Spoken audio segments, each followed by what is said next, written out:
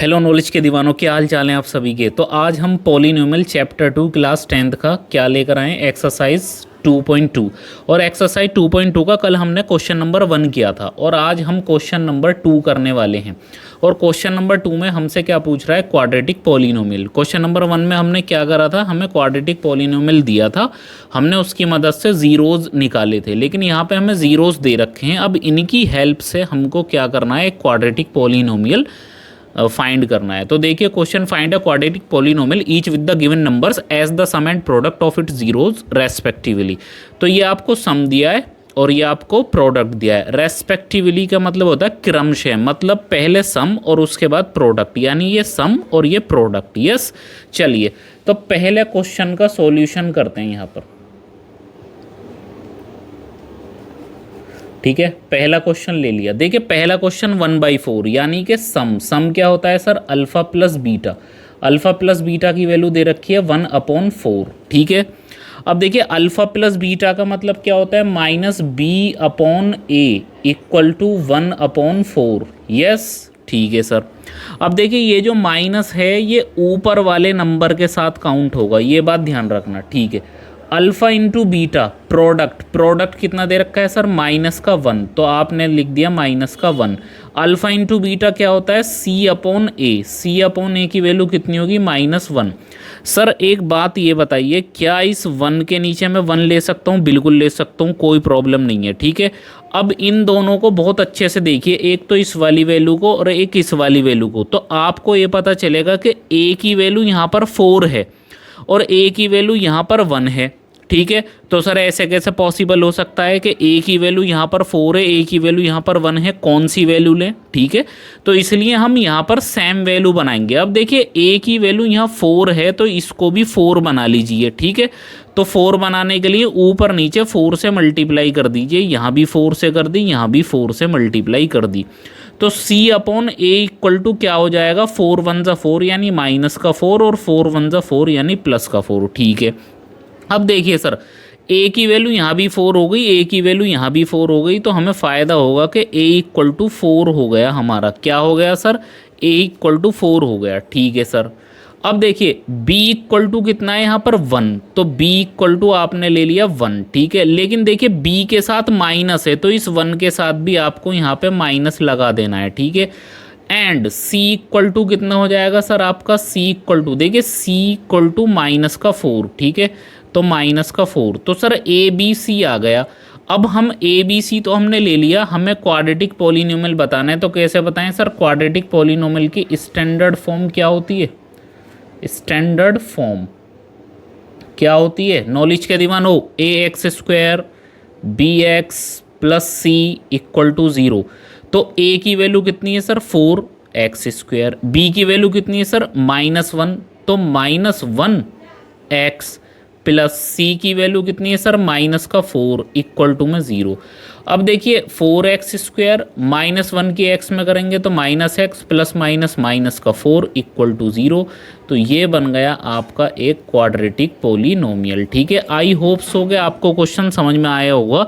इसमें मेन चीज़ यही थी, देखिए a की वैल्यू को हमें सेम बनाना था, क्योंकि a और a तो सेम ही है भाई, जो a यहाँ पर है वही a यहाँ पर है, तो उसकी वैल्यू भी तो सेम होनी चाहिए। अरे यस या नो, तो वैल्यू जब सेम होगी आपकी तभी आप कुछ कर सकते हैं। ठीक है, चलिए अब नेक्स्ट क्वेश्चन देखते हैं, आपको वहाँ पर और अच्छे से क्लियर हो जाएगा। ठीक है, चलिए नेक्स्ट क्वेश्चन देखते हैं। अब नेक्स्ट क्वेश्चन क्या है आपका, देखिए क्वेश्चन नंबर 1, इसमें क्वेश्चन नंबर 2 क्या दे रखा है, √2। ठीक है, और क्या दे रखा है आपको, 1/3, क्या दे रखा है, 1/3। चलिए ये दो चीज़ दे रखी हैं, तो सर सम क्या होता है आपका, अल्फ़ा प्लस बीटा, कितना दे रखा है सर, √2। अल्फ़ा प्लस बीटा को क्या बोलते हैं, -b/a। ठीक है, तो √2 नीचे क्या मान लेंगे हम, 1 मान लेंगे। ठीक है, चलिए अल्फ़ा इंटू बीटा यानी कि प्रोडक्ट क्या दे रखा है, 1/3। ठीक है, अल्फ़ा इंटू बीटा की वैल्यू क्या होती है, C/a, यानी C/a की वैल्यू कितनी हो गई, 3। अब देखिए a की वैल्यू यहाँ पर कितनी है, 3, और ए की वैल्यू यहाँ पर कितनी है 1, ये तो गड़बड़ हो गया भाई, ए तो दोनों जगह सेम होना चाहिए। तो इसलिए यहाँ पर 3 बनाने के लिए ऊपर नीचे 3 से हमने क्या कर दी, मल्टीप्लाई कर दी। तो जब ऊपर नीचे 3 से मल्टीप्लाई कर दी तो ये तो हो जाएगा 3√2, यस, और ये हो जाएगा आपका 3 1 जा 3, ठीक है। अब देखिए ए की वैल्यू यहाँ पर 3 हो गई और ए की वैल्यू यहाँ भी 3 हो गई, सी की वैल्यू 1 और बी की वैल्यू ये रही 3√2, ठीक है सर, लिख दीजिए यहाँ पर।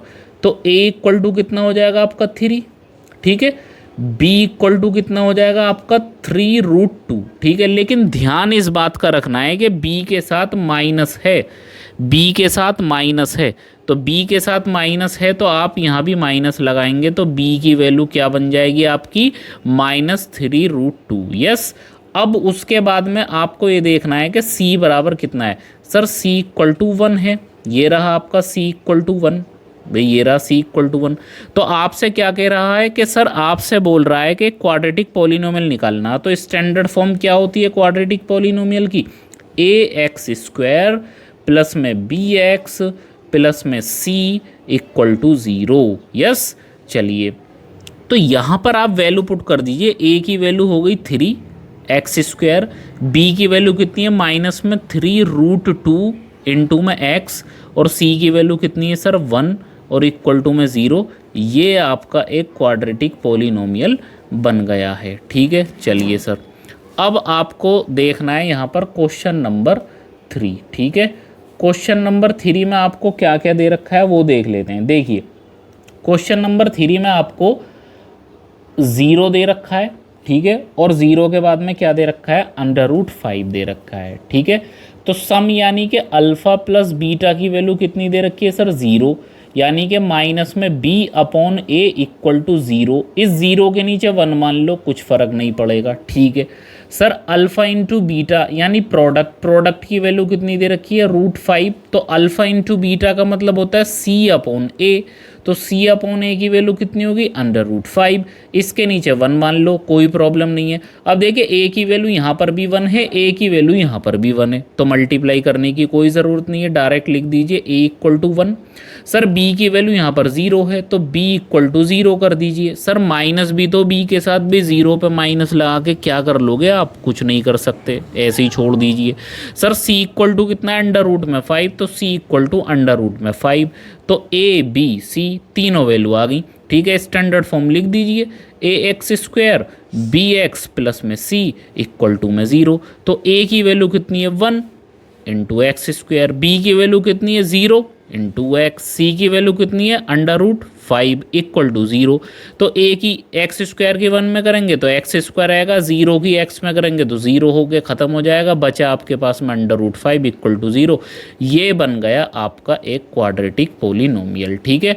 आई होप सो कि आपको ये बिल्कुल समझ में आ गया होगा, ठीक है। अब हम इसका क्वेश्चन नंबर 4 करने वाले हैं, और क्वेश्चन नंबर 4 में आपको क्या दे रखा है सर 1,1 यानी कि सम अल्फ़ा प्लस बीटा की वैल्यू कितनी है सर 1, ठीक है।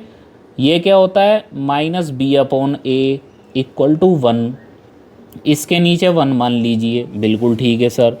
उसके बाद देखिए अल्फ़ा इंटू बीटा कितना दे रखा है आपको 1, भाई ये भी तो 1 है, अल्फ़ा इंटू बीटा यानी प्रोडक्ट क्या होता है आपका c/a की वैल्यू कितनी है 1, इसके नीचे भी मान लीजिए आप 1। अब ध्यान से देखिए a की वैल्यू भी यहाँ पे 1 है और यहाँ भी a की वैल्यू 1 है, तो अल्टीमेटली आप बोल सकते हैं a इक्वल टू 1। अब कुछ नहीं करना आपको क्योंकि दोनों जगह बराबर है। सर b इक्वल टू आप देखिए 1 है, बिल्कुल ठीक बात है आपकी 1 है, लेकिन माइनस भी तो साथ में, तो माइनस भी लगाएंगे। सर c इक्वल टू कितना दे रखा है, c इक्वल टू भी तो 1 ही है, ठीक है। तो अब आप स्टैंडर्ड फॉर्म लिख दीजिए ax² हो गया आपका, bx हो गया, प्लस में c it is equal to 0, yes.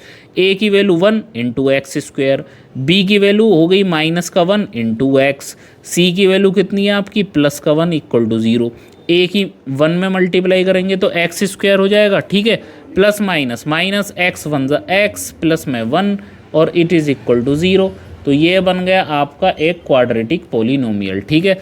Sir एक बात बताइए, आप इतनी देर से क्वेश्चन करा रहे हैं, क्या कोई इसका और भी तरीका हो सकता है? बिल्कुल हो सकता है सर, बताना। एक सेकंड देखिए, भाई मैंने आपको बताया था कि अल्फ़ा प्लस बीटा बराबर आपको 1 दे रखा है क्वेश्चन में, ठीक है। अल्फ़ा इंटू बीटा बराबर भी 1 दे रखा है क्वेश्चन में, ठीक है सर। फिर कैसे करोगे सर इसको? भाई आपने वो फॉर्मूला नहीं देखा, एक्स स्क्वायर, ठीक है, minus alpha plus beta into x plus alpha into beta, it is equal to 0। ये एक क्वाड्रेटिक इक्वेशन के लिए, क्वाड्रेटिक पोलिनोमियल के लिए एक फॉर्मूला होता है कि x square minus sum of zeros into x plus product of zeros, it is equal to 0। तो सर एक्स स्क्वायर लिख दिया माइनस अल्फ़ा प्लस बीटा की वैल्यू कितनी दे रखी है 1 into x, alpha into beta कितना दे रखा है आपका 1, इट इज़ इक्वल टू 0।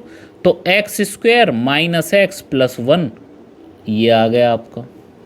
तो ये इसका दूसरा मेथड चाहो तो आप इसको ऐसे कर सकते हो, मैंने यहाँ पर लाइन बना दी है, यस ठीक है सर। अब हमें 5 वाला क्वेश्चन करके बताइए, यहीं पर ही बता देता हूँ क्योंकि अभी हमारे पास में स्पेस बाकी है। तो 5 वाले क्वेश्चन में दे रखा है आपको अल्फ़ा प्लस बीटा यानी कि सम कितना दे रखा है -1/4, ठीक है।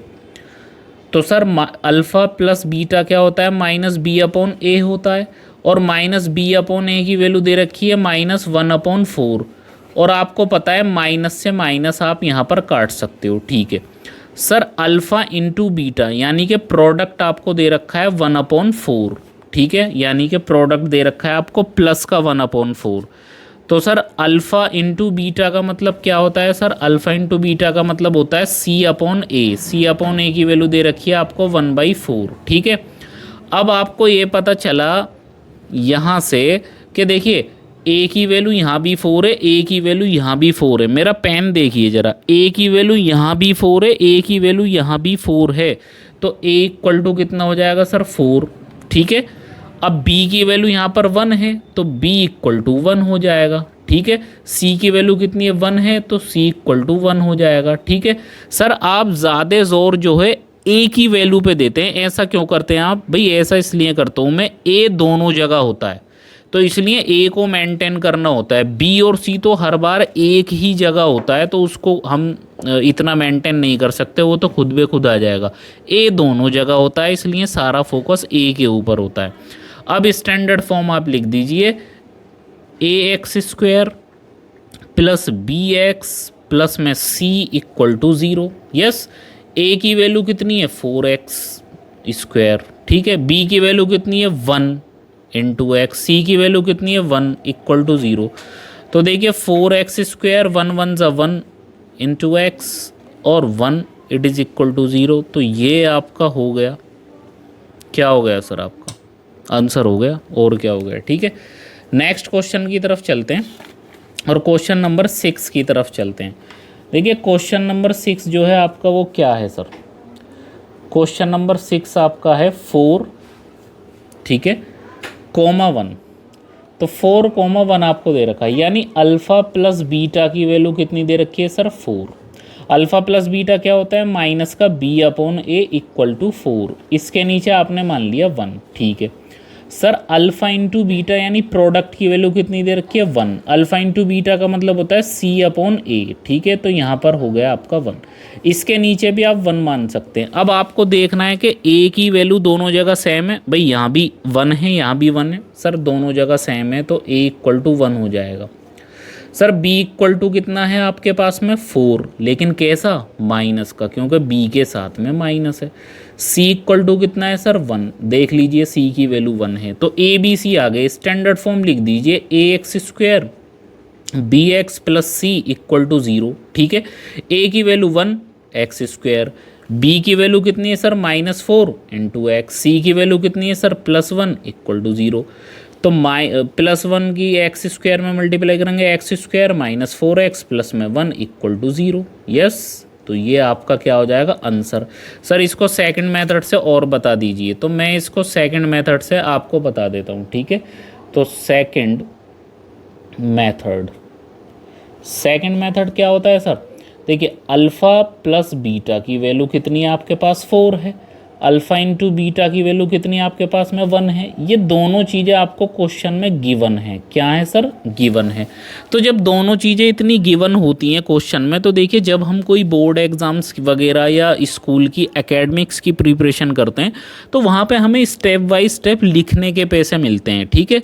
लेकिन suppose that I am appearing in competitive examination, कि मैं एक कॉम्पिटिटिव एग्जामिनेशन में अपीयर हो चुका हूँ, तो फिर मैं ऐसे ना करके ऐसे करूँगा। ये दो चीज़ आपको गिवन दे रखी हैं, डायरेक्ट फार्मूला लगाइए, x square minus alpha plus beta into x plus alpha into beta it is equal to 0। तो sir x square minus alpha plus beta कितना है 4 into x, alpha into beta कितना है sir 1 equal to 0। ये हो गया आपका 2 minute में। तो ये एक स्मार्ट अप्रोच थी और ये एक तरीका था, ठीक है। लेकिन आपको दोनों ही तरीके आने चाहिए, ठीक है। आप किसी भी मेथड से कर सकते हैं, ठीक है। तो चलिए आज हमने आपको क्वेश्चन नंबर, देखिए एक्सरसाइज 2.2 में हमारे 2 क्वेश्चन हैं। पहले क्वेश्चन में 6 पार्ट और दूसरे क्वेश्चन में भी 6 पार्ट हैं। हमने 12 के 12 पार्ट्स इसके कर लिए हैं, ठीक है। तो आपकी एक्सरसाइज 2.2 ख़त्म हो चुकी है। अब अगले एग्जाम्पल्स जो आएंगे, डिवीज़न मेथड वाले एग्जाम्पल के, एक पॉलिनोमियल से दूसरे पॉलिनोमियल को किस तरह से डिवाइड किया जाता है, किस तरह से कोशेंट रिमाइंडर बचते हैं, ये सारी चीज़ें हम वहाँ पर सीखेंगे। लेकिन इससे पहले आपसे एक रिक्वेस्ट है कि आप हमारे इस चैनल बिंदास सीखो को सब्सक्राइब कर लें, ठीक है। लोगों के साथ ज़्यादा से ज़्यादा शेयर करें, लाइक करें और बेल आइकन को प्रेस कर लें ताकि आने वाली वीडियो की नोटिफिकेशन आपको टाइम पर मिल जाए। धन्यवाद। जय हिंद, जय भारत।